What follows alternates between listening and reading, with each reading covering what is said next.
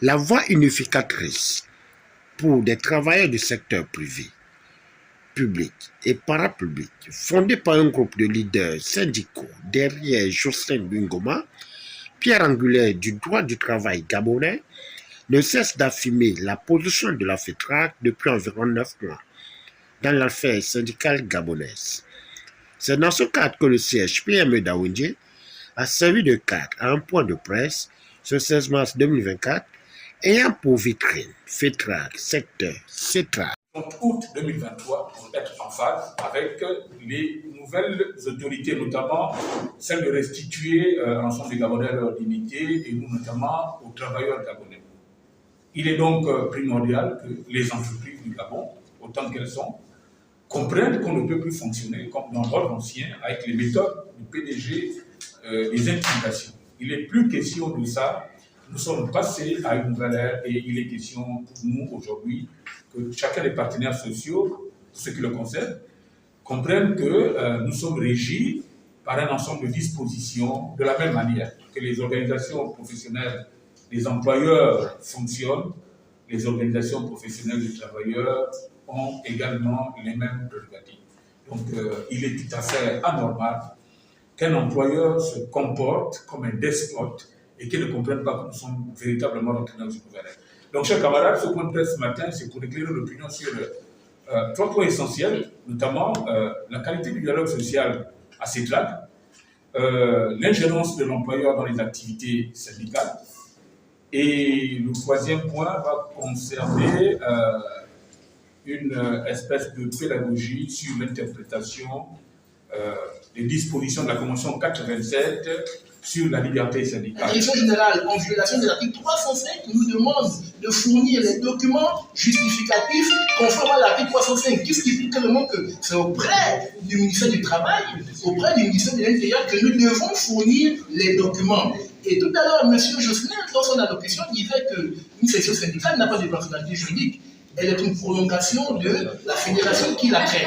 Donc sa personnalité juridique repose auprès de la fédération. Et j'ai été en entretien lors d'une réunion avec le DG. Le DG avait dans sa main les statuts, les règlements et toutes les pièces juridiques de la fédération des travailleurs du Gabon.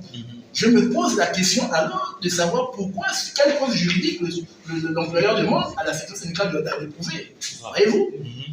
Il n'y a aucun élément. Moi, je dis au directeur général que je vous ai notifié par écrit. Si vous estimez que je suis illégalement constitué, écrivez-moi pour me le notifier. Notifiez-le-moi. Je n'ai jamais reçu de notification. Alors, j'écris au directeur général pour lui informer que je vais avoir une assemblée générale. Le directeur général s'oppose. J'ai la preuve matérielle de l'opposition du directeur général. Au sein de la FETRAC, nous avons 10 organisations syndicales qui existent et qui n'ont pas fait preuve de toute cette tracasserie. Face aux enjeux sur la qualité du dialogue social, l'ingérence de la direction générale pour un regard dans les activités syndicales et l'exercice pédagogique basé sur le droit et intérêt du travailleur ont permis au secrétaire général de la FETRAC de fixer le cap. Après que la FETRAC a été créée, plusieurs organisations, plusieurs travailleurs nous ont approchés dans l'offre syndicale que nous mettions sur la place publique. Au regard de la qualité des membres qui animent cette organisation syndicale, la majorité des membres qui animent cette organisation syndicale, comme par hasard, ont été des acteurs majeurs, dont la rédaction du nouveau Code du travail. Ma modeste personne avait été choisie par mes pairs comme le responsable, le porte-parole de tous les travailleurs, de tous les leaders syndicaux du secteur privé dans le cadre de la révision de ce nouveau Code du travail. Alors, nous avons donc, à la demande des travailleurs de CETRAC, initié une procédure qui est tout à fait légale, je vais vous expliquer tout à l'heure.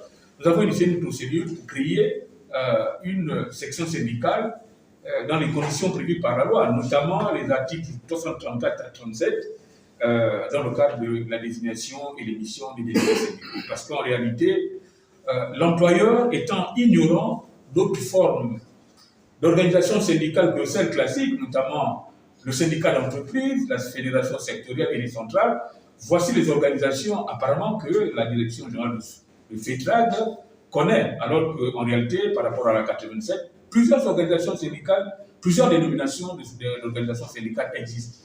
Allant des unions, des coalitions, des intersyndicales, il y a une infinité d'organisations syndicales. Et parmi celles-là, il y a les sections syndicales qui font partie intégrante des organisations syndicales telles que prévues par la Convention 87.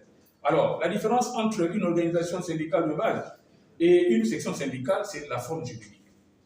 Parce que l'organisation syndicale de base, elle a une personnalité juridique, puisqu'elle est créée sur la base de la présentation d'un dossier et sur la délivrance d'un arrêté du ministère qui conclut la procédure de création du syndicat. Bien.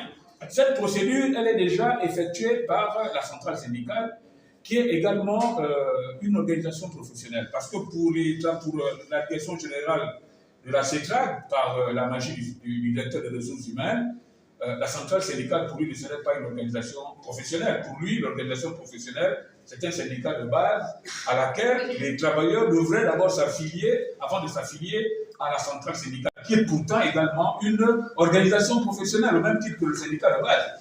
Et 10 organisations syndicales qui n'ont jamais, à notre sens et au dire de nos camarades, qui n'ont jamais vécu un tel acharnement. Et je vais vous dire que ces 10 organisations syndicales ne sont organisations syndicales que de nom, puisque les bureaux de ces organisations syndicales sont vides de sens. Il n'y a que les premiers responsables qui forment ces plateformes. Et au point même, pour donner l'illusion d'être un groupe fort, ils ont créé de façon, on va dire, de façon illégale, illégitime autant pour moi, une plateforme qu'ils ont abusivement appelée... Fédération des syndicats du Transgabonais. Voilà, vous voyez bien que c'est non seulement une hérésie, parce qu'une fédération, elle est sectorielle. Nous notons que la présence des syndiqués du secteur CETRAG ont pris l'engagement et la détermination en prenant des mesures fermes de ne pas se faire intimider par les ennemis du bien-être social n'ayant aucune base au sein de la CETRAG.